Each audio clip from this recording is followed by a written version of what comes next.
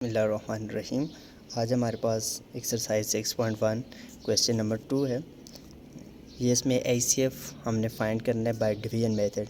आज हम देखेंगे कि डिवीजन मेथड के थ्रू एचसीएफ कैसे फाइंड होता है। यहाँ पे ये दो एक्सप्रेशन हमें गिवन है। फर्स्ट एक्सप्रेशन ये है और सेकंड एक्सप्रेशन ये हमारे पास गिवन है।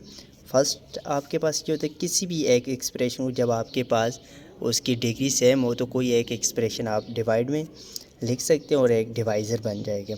यहाँ पे फर्स्ट हमने ये वाली जो फर्स्ट एक्सप्रेशन थी उसको, क्योंकि डिग्री दोनों की सेम थी, डिग्री क्या होती है, हाईएस्ट पावर जो हमारे पास होती है, तो ये डिग्री सेम होने की वजह से हमने y³ - 3y + 2 को यहाँ पे डिवाइज़र, इसको डिवाइडेंड बना दिया और ये हमारे पास नेक्स्ट क्या बन गया, डिवाइज़र। फर्स्ट स्टेप ये होता है कि आपने ये देखना है कि y³ को किसके साथ मल्टीप्लाई करें। यहाँ पे ये y³ है तो y³ ही बनना चाहिए, तो उसके लिए 1 होते हैं, तो 1 के साथ जब हम इस पूरी एक्सप्रेशन को जब मल्टीप्लाई करेंगे तो हमारे पास क्या बनेगा, 1 को y³ से मल्टीप्लाई किया y³ हो जाएगा, 1 को -5y² से यही बन जाएगा, 1 को 7y से मल्टीप्लाई करेंगे 7y हो जाएगा, 1 को -3 से मल्टीप्लाई किया -3 बन जाएगा। नेक्स्ट स्टेप हमारे पास क्या होगा, ये +y³ और -y³ कैंसिल हो जाएंगे यहाँ से, क्योंकि y² वाली टर्म ऊपर नहीं थी तो इस वजह से ये +5y² सेम नीचे आ जाएगा। -3 और -7 हमारे पास कितना होगा, -10, तो ये -10 हो जाएगा, साथ में y आ जाएगा। +2 और +3 जब करेंगे +5 हो जाएगा। नेक्स्ट स्टेप ये होता है कि जो हमारे पास रिमाइंडर आता है उसमें से हमने देखना है कि क्या चीज़ कॉमन ले सकते हैं।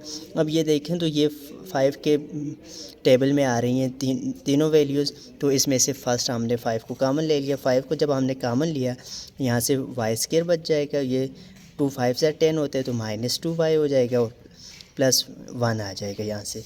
नेक्स्ट स्टेप हमारे पास क्या होगा, अब ये जो हमारे पास रिमाइंडर बच गया है इसको अब हमने डिवाइज़र बनाना है, और जो ऑलरेडी डिवाइज़र ऊपर था इसको हमने डिवाइडेंड बनाना है, तो इसको अब हमने डिवाइड करना है मीन्स दैट। अब हमने देखना है कि y² को किसके साथ मल्टीप्लाई करें कि y³ बन जाए, तो y को जब y² से मल्टीप्लाई करेंगे बेसिस सेम पावर ऐड हो जाती हैं, y को y² से जब मल्टीप्लाई करेंगे y³ हो जाएगा, y को जब -2y से मल्टीप्लाई किया -2y², y को जब 1 से मल्टीप्लाई किया तो +y आ जाएगा। नेक्स्ट स्टेप में क्योंकि इनको हम सब्ट्रैक्ट कर रहे हैं तो साइन इनके चेंज हो जाएंगे, तो यहाँ से हमारे पास ये बन जाएगा, ये +y³ -y³ कैंसर, -5 और +2 करेंगे -3y² हो जाएगा, और इसी तरह +7 -1 करेंगे 6y हो जाएगा, और -3 से उसी तरह नीचे आ जाएगा। अब इनमें से अगर देखें तो ये -3 क्या आ रहा है, कॉमन आ रहा है, तो -3 को जब हम कॉमन लेंगे, जब भी नेगेटिव साइन आप कॉमन लेते हैं तो आगे जितनी भी आपके पास टर्म्स होती हैं उनके साइन क्या हो जाते हैं, चेंज।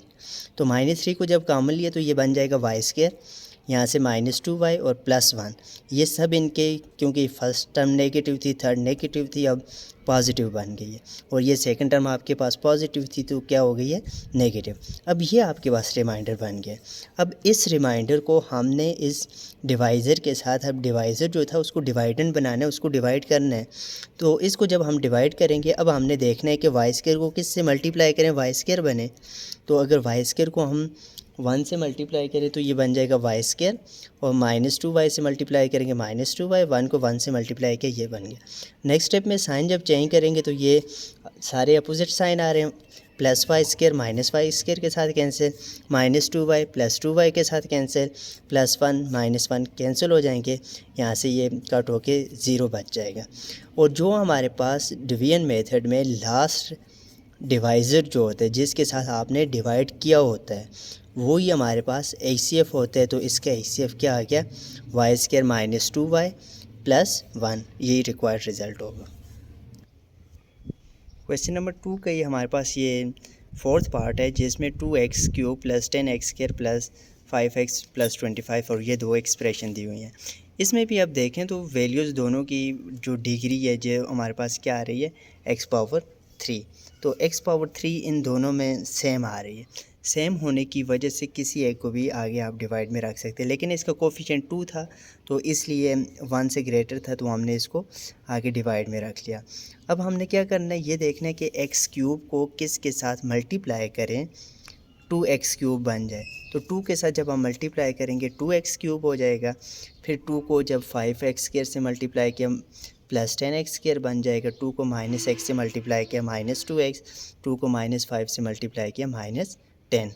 नेक्स्ट स्टेप में ये सब्ट्रैक्ट करने होते हैं तो साइन इनके चेंज हो जाएंगे। ये प्लस है तो क्या बन जाएगा माइनस, ये भी प्लस से माइनस हो जाएगा, ये -2 था ये भी प्लस हो जाएगा और ये यहाँ पे भी साइन चेंज हो गया।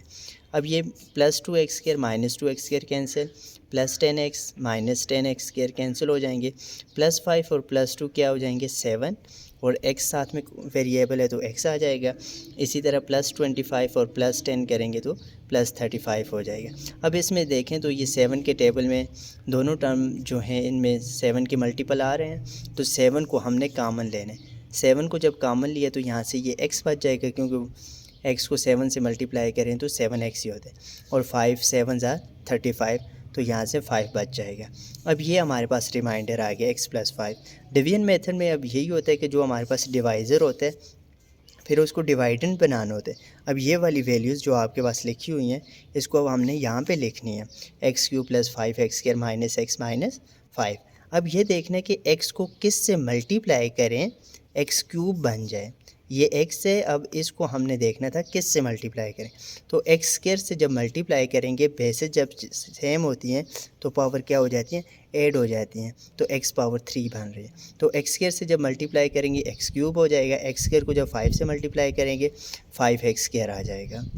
नेक्स्ट स्टेप में अगेन साइन चेंज हो जाएंगे, ये माइनस हो जाएगा ये भी माइनस। अब +x³ -x³ आपस में कैंसिल, इसी तरह +5x² -5x² कैंसिल हो जाएंगे। यहाँ से -x और -5 नीचे आ जाएंगे जो हमारे पास ये है।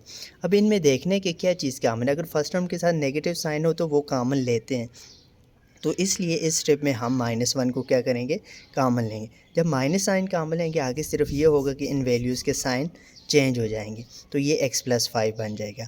अब लास्ट डिवाइज़र हमारा क्या था, x+5। अब हमने ये करना है कि इस x+5 को यहाँ पे डिवाइडेंट बनाना है, मीन्स दैट कि उसको हमने डिवाइड करना है। तो अब ये देखना है कि x को किस से मल्टीप्लाई करें, x बने। तो x को अगर हम 1 से मल्टीप्लाई करें 1x आर x, और इसी तरह 1 को 5 से मल्टीप्लाई करें 5, तो अब अगेन इनके साइन चेंज हो जाएंगे, ये प्लस से माइनस हो जाएगा, ये प्लस माइनस ये दोनों आपस में कैंसिल होकर रिमाइंडर इसका क्या मिल जाएगा, 0। जब हमें ये प्रोसेस हमने उस टाइम तक कंटिन्यू करते रहना है जब तक रिमाइंडर 0 ना आ जाए। जब आपके पास रिमाइंडर 0 आ जाए, जो लास्ट उसका डिवाइज़र होता है जिसके साथ आपने डिवाइड किए होते वही आपके पास HCF होते, तो इसका HCF क्या आ गया, x+5। यही रिक्वायर्ड रिज़ल्ट है।